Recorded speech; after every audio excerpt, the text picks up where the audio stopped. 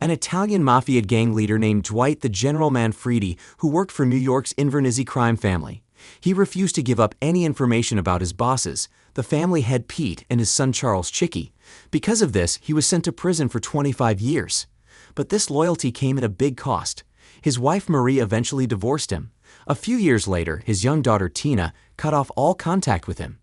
Even after losing his family, Dwight held on to his loyalty and finished his sentence. But as the years went by, the weight of 25 years behind bars slowly broke him down. He began to truly feel how long, lonely, and hard those years really were.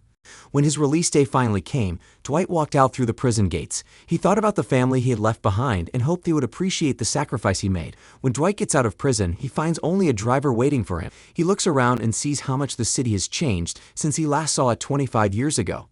He is taken to a big mansion in Long Island where he meets his old people. His brother Pete, who now runs the family, is in a wheelchair. Pete's son Vince is next in charge. Chicky and Glenn are also important men in the group. The meeting doesn't go well. Dwight feels left out and unwanted. He is told to go to Tulsa, Oklahoma, far away from New York. Things have changed and there is no place for him anymore. He gets angry and punches Chicky and is almost shot by the guards, but he accepts his fate in the end. A cab driver named Tyson picks him up at the Tulsa airport. They have a strange conversation as Dwight tries to understand the new world. He does not know how to use smartphones or the internet and gets offended when someone calls him a gangster, not knowing it is just common slang today. Tyson gets annoyed and stops at a marijuana store. Dwight sees a chance. No gangs control the area, and with his family's money and power, he could take over and make a lot of money. He goes inside, knocks out the guard Fred, and meets the owner Bodie. He looks at the books and sees the business makes good money. But Bodie keeps all the cash in an office locker, which Dwight thinks is a very amateur mistake. Dwight makes a deal with Bodie to protect his business from rival gangs and the police.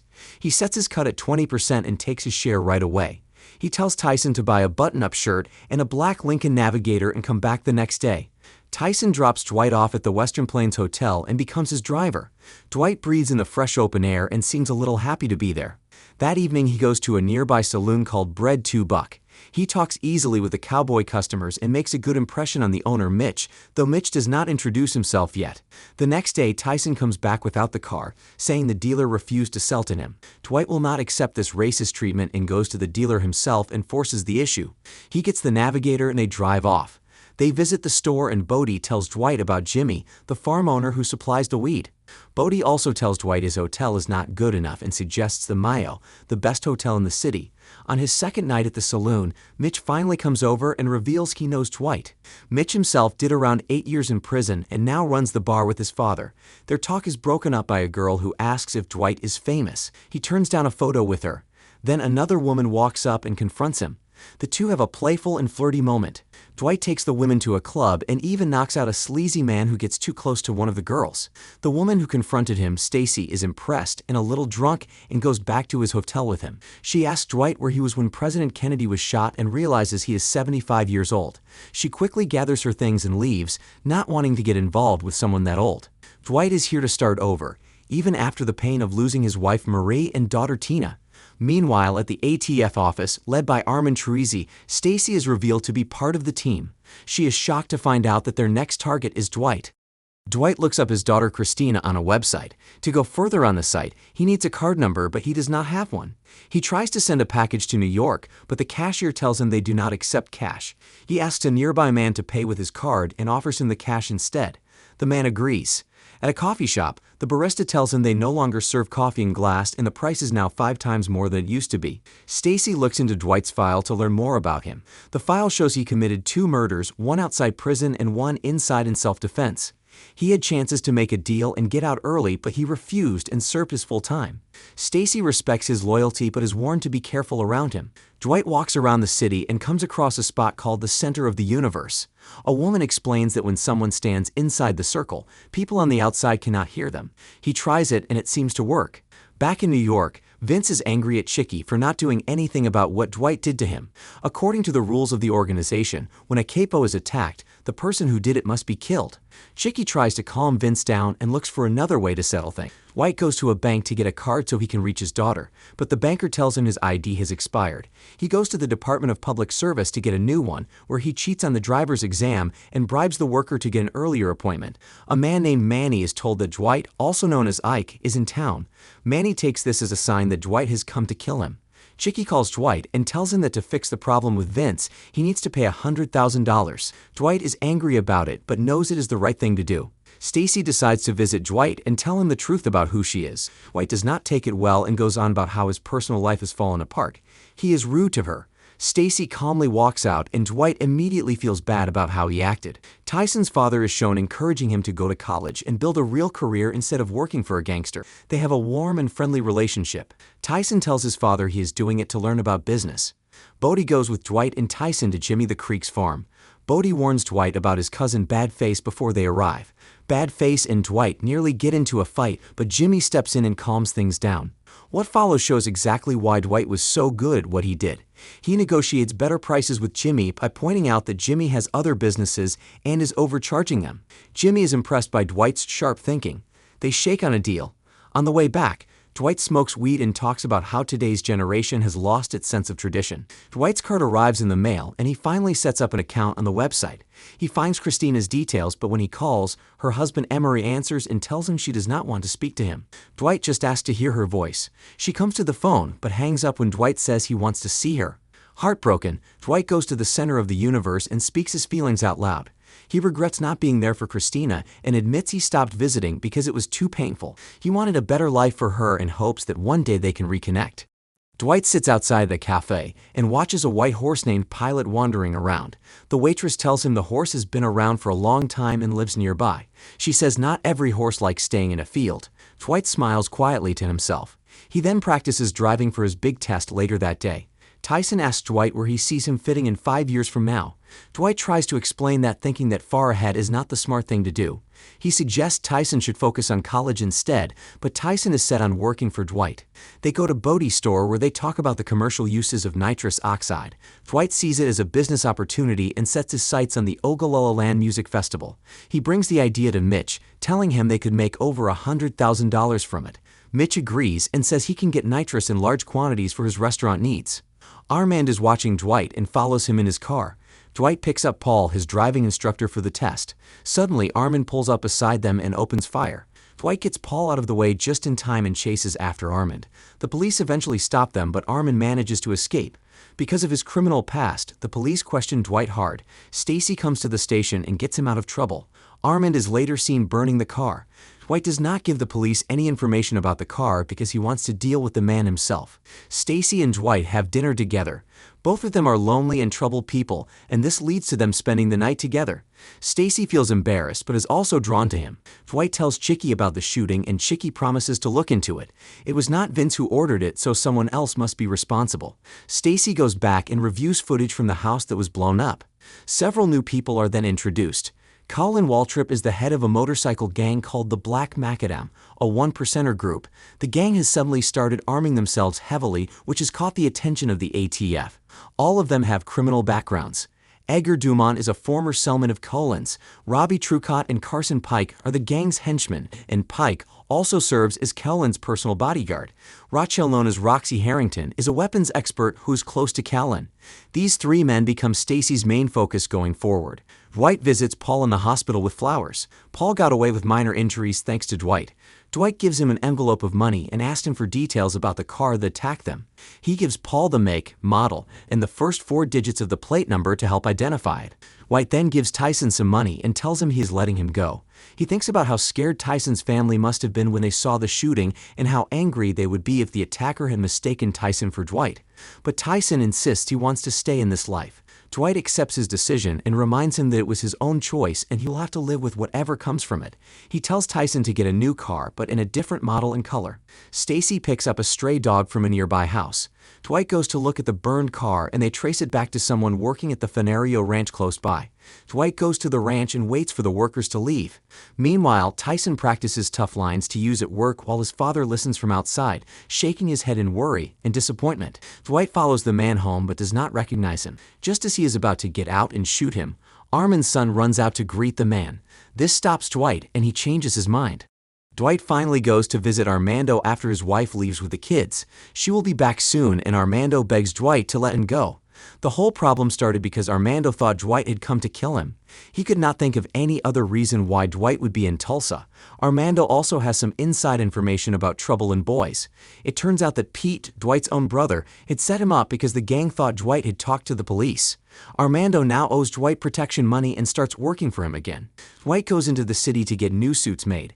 He gives his ring to Tyson, who now also works as a security. That night, everything is in place to sell balloons filled with nitrous at the fair. Mitch got the nitrous, and Dwight puts Bodie, his friends, and Tyson in charge of selling.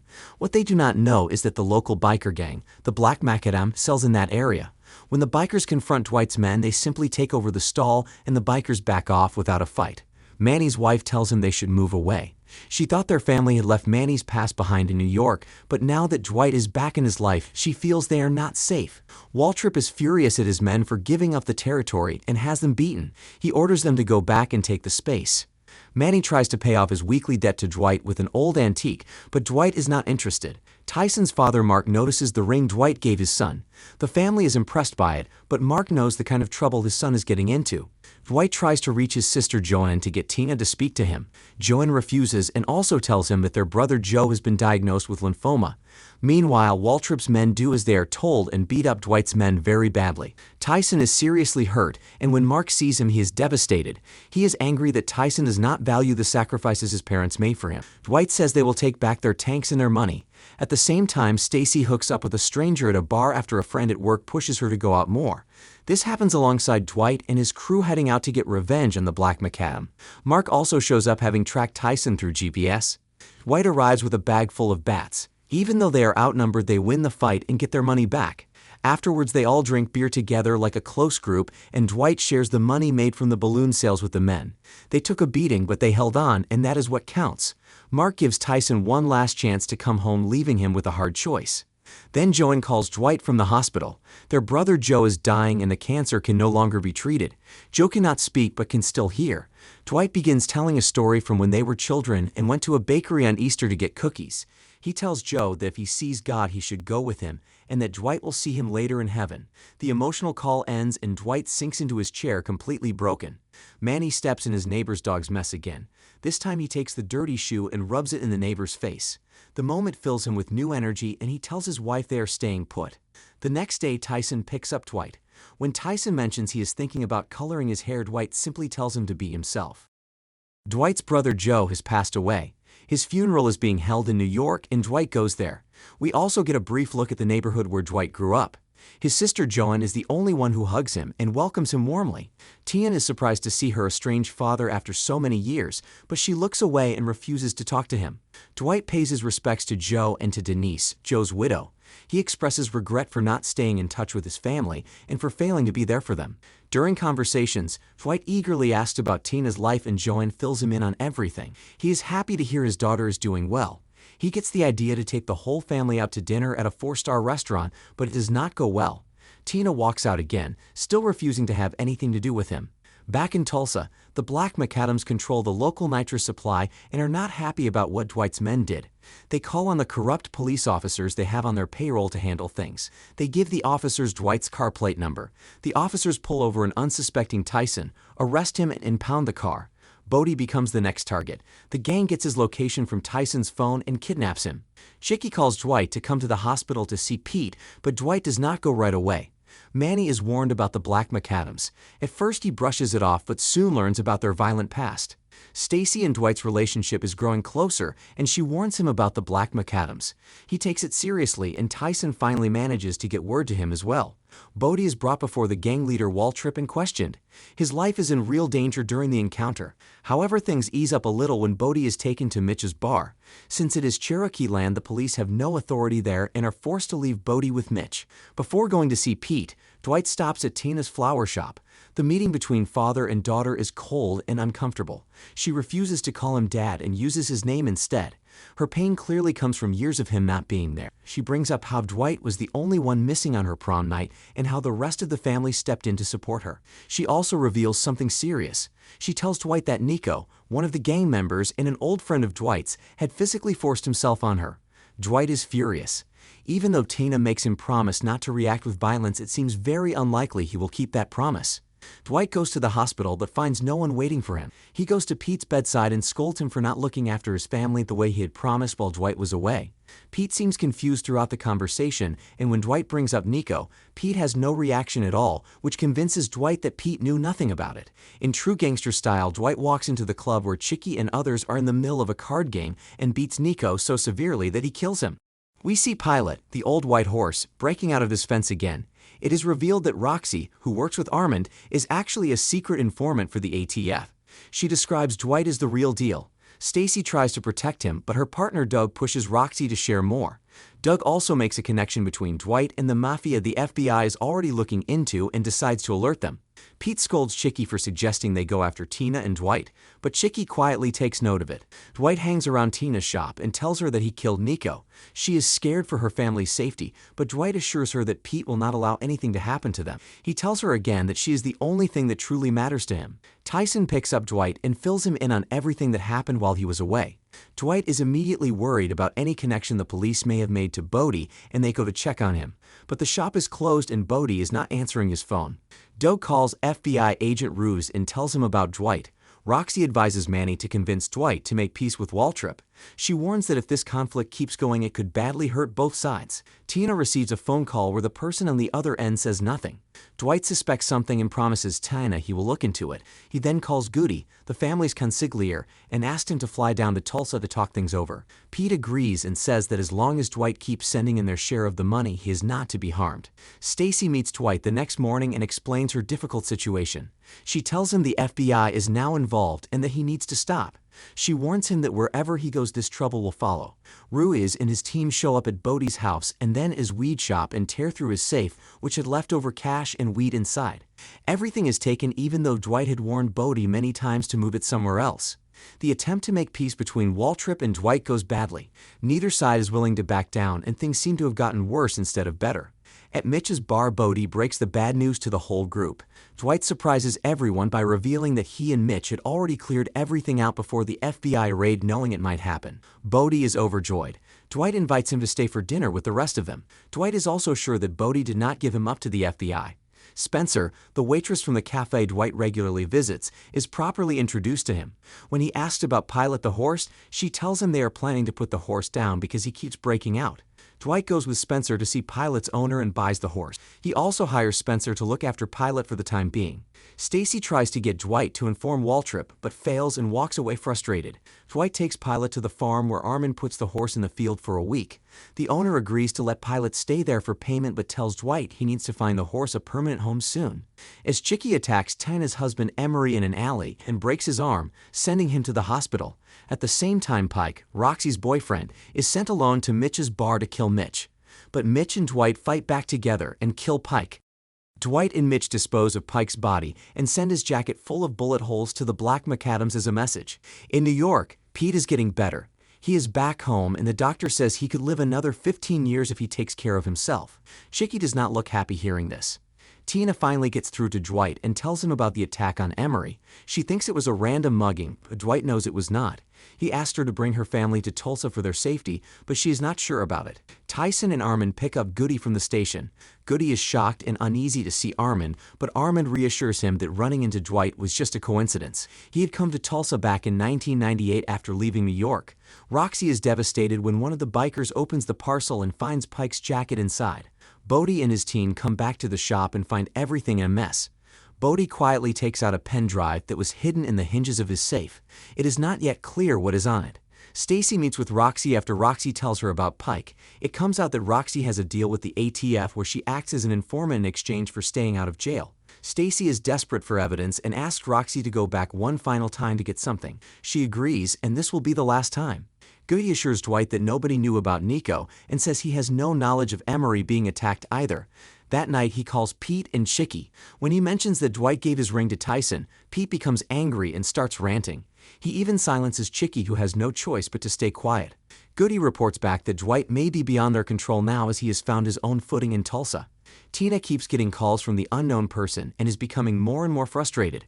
Roxy breaks in as Stacy asked her to, but quickly finds Waltrip standing behind her. She is caught and has no choice but to tell him the truth. At first it seems like Waltrip is going to make her his mistress, but instead he strangles her to death and then calls Stacy from Roxy's phone to warn her. Dwight is asked out to dinner by Margaret, the owner of the horse ranch. He pitches a new business idea to Bodie about opening a casino and making him a partner. He then reveals that he has been stealing from people who buy Bitcoin all along. Dwight is not the only one with secrets. The Bitcoin information turns out to be what is stored on the pen drive. Chicky goes to his chapel and confesses to a priest that he feels trapped by his father. He had wanted to join the army and build his own life, but Pete put him to work instead and never allowed him to live normally. He deeply regrets that lost chance. Tina brings up the idea of moving away to Emery, but he does not like it. Emery tries to comfort her and says they cannot turn their whole lives upside down just because Dwight asked them to after being absent for so many years. Tina agrees and they find comfort in each other. While helping bathe Pete, Chicky is once again pushed too far by him. This time he cannot hold back and drowns Pete in the bathtub. Meanwhile, Dwight's dinner with Margaret goes well, and he is honest with her about his past. She is more curious than scared by it. It is revealed that Chicky had been wearing a wig the whole time. He walks downstairs after killing his father and presents himself as the new head of the family. He tells everyone Pete died of a heart attack and says to Vince that they need to get the family back on track. Dwight is told about Pete's death. He goes quiet and says he will not be going to the funeral. With the growing threat from the Black McAdams and the trouble brewing in New York, Dwight and Mitch begin training their group of ordinary, inexperienced men how to shoot. Most of them have never held a gun before, but Dwight is impressed by a woman named Jane. She has a sad past and shares that her father taught her to shoot before taking his own life a few years ago. She pleads with Dwight to be their leader and guide them out of the mess he dragged them into. He is now responsible for all of them, and they respect his authority and stand fully behind him. Stacy pays a visit to Waltrip, but he gives nothing away. There is no way she can pin Roxy's death on him, and he knows it. For their casino plan, Jimmy agrees to become a partner with Dwight and Mitch. At Pete's wake, Chicky lays out plans for the family going forward. They have decided to get rid of Dwight and bring in a new order. When one of the capos named Johnny speaks up against it, Chicky threatens to kill him. Chicky is now firmly in charge and things are looking very dangerous for Dwight. The ATF and FBI hold a meeting together.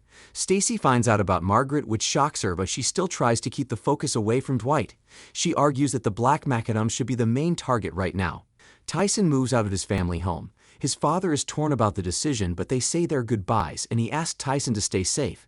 Meanwhile, Tina seems to be slowly warming up to Dwight and mentions she might come to Tulsa for a while. Margaret's ex-husband Brian meets Dwight and warns him not to get close to Margaret for her money. He makes it clear he is not intimidated by Dwight and will be keeping an eye on things to make sure Margaret does not get hurt. Walter tries to use his corrupt police contacts to have Dwight arrested with the plan to have him killed inside the cell. But when they approach Dwight, he makes it very clear that crossing him will cost them their lives. Stacy tells her therapist that she has ended things with Dwight, who she says reminded her of her father. Dwight then gets a call from Chicky, who pretends he wants to make peace and move on. He says he will come to visit with his key men soon. After the call, Vince praises Chicky's acting, confirming the whole thing is a setup. Clara again raises her concerns about Armand working with Dwight. They argue and Armand makes it clear they are not moving. Clara tells him she will divorce him if they stay. Stacy meets Dwight and tells him to let go of his beef with Waltrip. She says the biker leader has lost his standing in the city after his place was raided and the FBI is closing in on him. She also admits she may be a little jealous of Margaret. As they talk back and forth, they notice Waltrip and his lieutenant pulling up behind them. Shots are fired. Waltrip loses his man in the shootout but manages to wound Stacy. The police arrive and Dwight is taken in for questioning. He vows to finish Waltrip the first chance he gets. In a flashback from 1997, we are taken to California where we see Chicky, Vince, and Armand together. Chicky and Vince are torturing a family worker named Ripple. Armand calls Dwight in a panic because he cannot stop them. Dwight rushes in and puts an end to it, but the place slowly catches fire and spreads quickly. Ripple is chained to a radiator and the key is lost. While everyone else runs, Dwight chooses to show Ripple mercy by giving him a quick death rather than leaving him to burn. This is the crime Dwight went to prison for. Back in the present, Bodie sends a lawyer named Elliot to represent Dwight. The police, ATF, and FBI do not have enough evidence against him and he walks free. Dwight visits Stacy in the hospital. She will recover and he tells her that what she did for him cannot be repaid and that he is truly grateful. Waltrip is still out there. Stacy warns Dwight that the biker leader has a lot of money and connections and will likely never be caught. When Waltrip orders his men to make one final big move to wipe out Dwight and his crew, one of his men speaks up and suggests they lay low instead. While the man is still talking, Waltrip shoots him dead, making it clear to the rest that they have no choice in the matter. Armand opens up to Dwight about what happened after Dwight was arrested in 1997. Chicky had reached out to him, and by the following year Armand was so worn down that he wanted to end everything. But when he went to meet Chicky, he lost his nerve and just drove west. He stopped in Tulsa, and that is how he ended up there. He tells Dwight he is not willing to run again and will stand right beside him in the fight. Chicky, Goody, and Vince are relaxing in the warm weather when Dwight and his crew catch them off guard. Dwight threatens Chicky and Vince to go back to New York and never come into his territory without his permission again. He offers Goody a job and Goody accepts. Dwight is the boss now and Chicky and Vince are taken straight to the airport. At Bread 2 Buck, Dwight gives a powerful speech to his men about moving forward, facing challenges, and doing it together. He urges them all to have each other's backs and get through this like a family. Dwight asks Bodie if he can hack into Waltrip's laptop, and Bodie says yes. Mitch and his father talk about Dwight and agree he can be trusted. Bodie drains Waltrip's bank accounts and Tyson drops off a pen drive with details of an account holding $1 million to Stacy, who takes it reluctantly. The day of the final showdown arrives. Waltrip and his gang show up fully armed, but Dwight's crew is ready for them. A fierce gunfight breaks out. Dwight's men manage to overpower the gang, and when Tyson is shot in the arm, Dwight steps in himself and kills Waltrip in a hand-to-hand fight. The crew wins and celebrates their victory together. We then jump 3 months ahead to a much brighter time for the Manfredi family. It is the opening day of the casino. Dwight watches Tina's children riding on Pilot with her. Margaret meets Tina, and they talk about the evening ahead. Dwight is overjoyed to have his family back and even gets on Pilot himself when Tina calls him Dad for the first time. Stacy is told she will be allowed back on the force, but only under one condition. She must hand Dwight over to them.